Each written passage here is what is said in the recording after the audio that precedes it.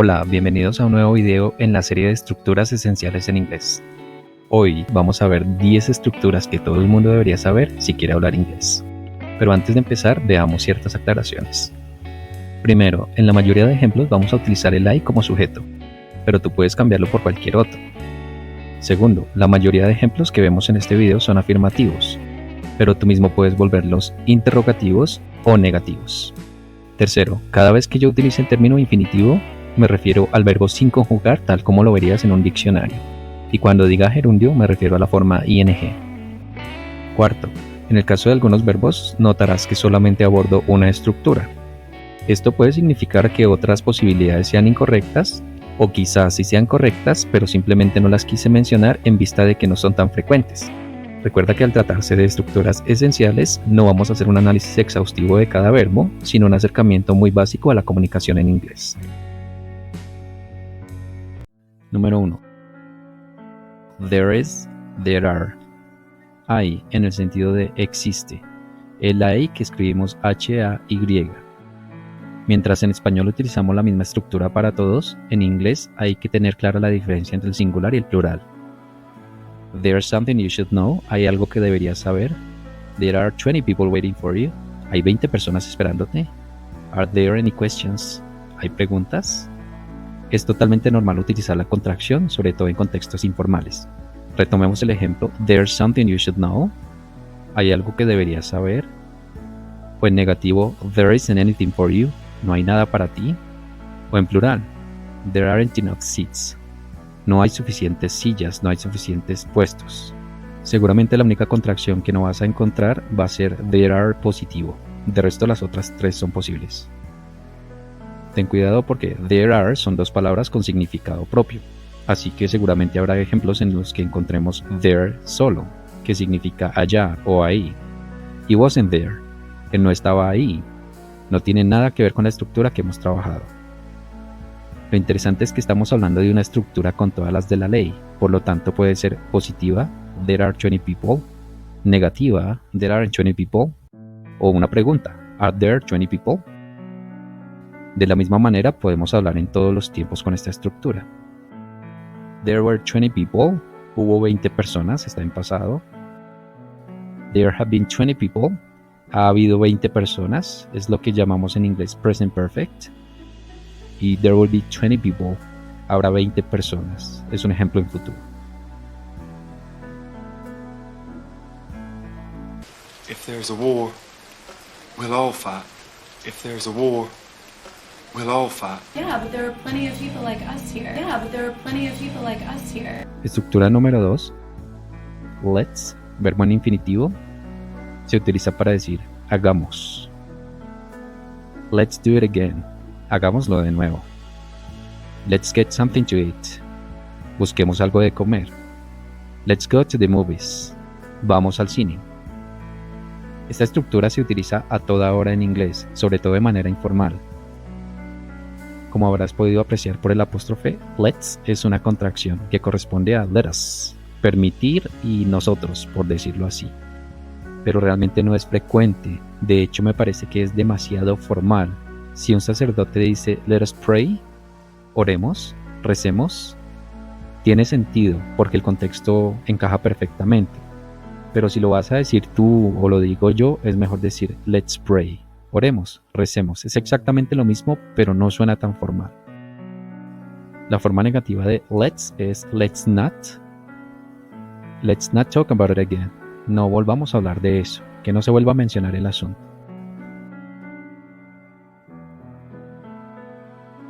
Yeah, let's do this. Yeah, let's do this. Okay, let's be honest with ourselves. Número 3. Why don't we or why don't you con el verbo en infinitivo, como pregunta.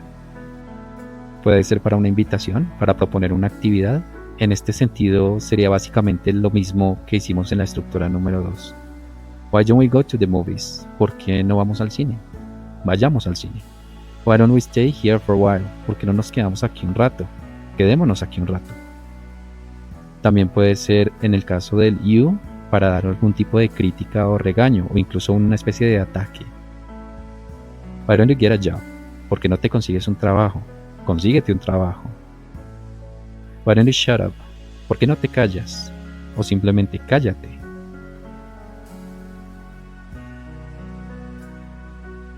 Why don't we go upstairs and see, yes? Why don't we go upstairs and see, yes? Why don't you leave them alone? Why don't you leave them alone? Estructura número 4. Sujeto, should o shouldn't con el verbo en infinitivo. Es la estructura que utilizamos para dar sugerencia, para aconsejar o para expresar nuestra opinión sobre cómo deberían ser las cosas. Básicamente el debería o deberías. You should know what's going on here. Deberías saber lo que está pasando aquí. You shouldn't laugh at me. No deberías reírte de mí. I know I shouldn't be here. Yo sé que no debería estar aquí. Perhaps you should read the instructions first. Perhaps you should read the instructions first. That I should live to see the last days of my house. That I should live to see the last days of my house. Número 5. Sujeto, be allowed to y el verbo en infinitivo. La utilizamos para indicar que alguien puede o no puede hacer algo, no tanto por opinión sino por la regla. Se le permite o no se le permite hacer algo. You're allowed to call your lawyer. ¿Tienes permiso de llamar a tu abogado? ¿Se te autoriza a llamar a tu abogado? You're not allowed to leave before the test is over. No se te permite irte antes de que el examen se termine. Es una prohibición. Am I allowed to record this interview?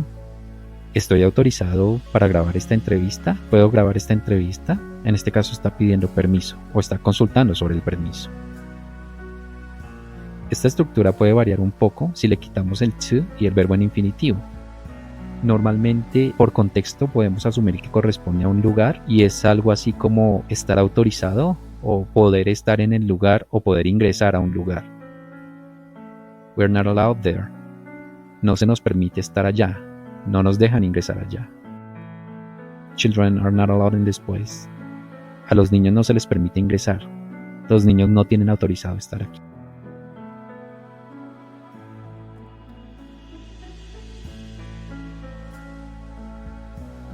Am I allowed to smoke in here? Yeah, Am I allowed to smoke in here? yeah. Some words only some people are allowed to use. Some words only some people are allowed to use. Número 6. I'm afraid más una oración. De ahora en adelante, cada vez que utilicemos el término clause, se refiere a lo que en español entendemos como una oración subordinada.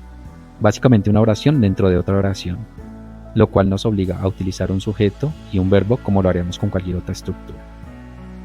Se entiende como me temo que, y es justo la estructura que utilizamos cuando vamos a darle malas noticias a alguien o cuando vamos a decirle algo que no quiere oír. I'm afraid you have to write the report again. Me temo que tienes que escribir el reporte de nuevo. Una obligación. I'm afraid smoking is not allowed in this building. Me temo que fumar no es permitido en este edificio. Estoy expresando una prohibición. I'm afraid they didn't tell us the truth. Me temo que ellos no nos dijeron la verdad. Estoy dando malas noticias. Pero ten cuidado porque I'm afraid obviamente significa tener miedo o estar asustado. Así que el contexto nos dirá claramente lo que estamos diciendo. Are you afraid of spiders? ¿Le tienes miedo a las arañas? O she's afraid of nothing. Ella no le tiene miedo a nada. A ella nada le asusta. I'm afraid you'll have to replace it. I'm afraid you'll have to replace it. No, I'm afraid you can't. No, I'm afraid you can't. Estructura número 7. Sujeto, be supposed to y el verbo en infinitivo. Es esa estructura que utilizamos para decir cómo deberían ser las cosas. ¿Cómo se supone que deberían ser las cosas? O se supone que. This exercise is supposed to be easy. Se supone que este ejercicio es fácil. How was I supposed to know? ¿Cómo iba yo a saber? We're supposed to die in the field with honor. We're supposed to die in the field with honor. What am I supposed to do about it? What am I supposed to do about it? Estructura número 8. sujeto con el verbo en ing. Si la recuerdas es porque fue una de las primeras que trabajamos en el primer video. Se trata justamente del presente continuo o el presente progresivo. Pero la clave es que ahora no vamos a hablar del presente sino del futuro con esa estructura. I am not doing this. No voy a hacerlo. No lo haré. La clave es la entonación, porque las palabras pueden ser ambiguas y puede parecer un ejemplo en presente. Are you going with us? Seguramente en este caso no se puede entender en presente porque sería ¿estás yendo con nosotros? Suena bastante raro. Obviamente se trata de un ejemplo en futuro. ¿Irás con nosotros? ¿O vienes? La recomendación que doy para evitar problemas con esta estructura es que hagas un énfasis en el complemento de tiempo. I am visiting my parents next weekend. Voy a visitar a mis papás el próximo fin de semana. O visitaré a mis papás el próximo fin de semana. El hecho de usar next weekend ya evita cualquier tipo de ambigüedad. What are you doing tonight? ¿Qué vas a hacer esta noche? ¿Qué harás esta noche? Si te estás preguntando cuál es la mejor forma de traducir esta estructura, tú sabrás si lo dices como haré tal cosa o voy a hacer tal cosa, porque realmente las dos son válidas y se trata más de un problema de español que de inglés a la hora de traducir.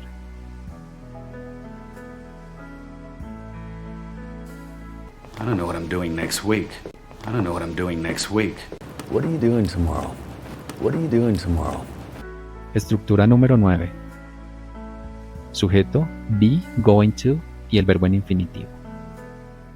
Voy a hacer algo, haré algo. I know you're going to do it again. Sé que lo harás de nuevo. Sé que lo vas a hacer de nuevo. I'm going to tell you everything I know. Voy a decirte todo lo que sé. Te diré todo lo que sé.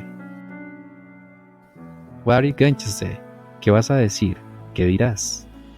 Si has estado en contacto con hablantes nativos o si te gusta ver televisión o escuchar música, seguramente ya sabes que la estructura be going to, especialmente en inglés americano, se pronuncia con contracciones.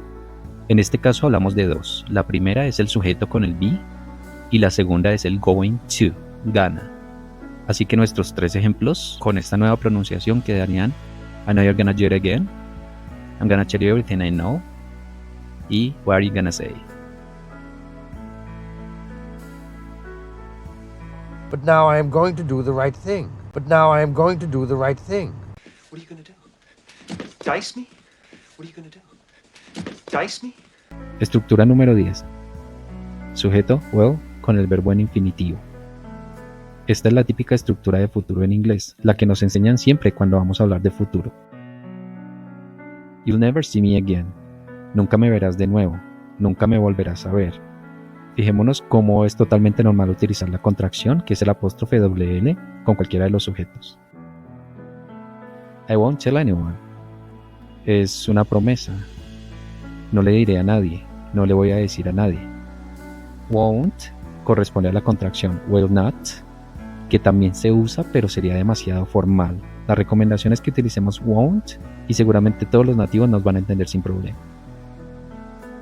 Are you hungry? I'll get you something to eat. ¿Tienes hambre? Voy a traerte algo de comer o te traeré algo de comer. Se trata de una decisión que tomo en el momento, sin planearlo, simplemente es algo espontáneo. Fine. I'll do it. Fine. I'll do it. I won't give you the money, but I will give you my clients. I won't give you the money, but I will give you my clients. En este momento te estarás preguntando, si vimos tres estructuras de futuro, ¿cuál es la diferencia? ¿Qué tan seguro estoy de lo que estoy diciendo?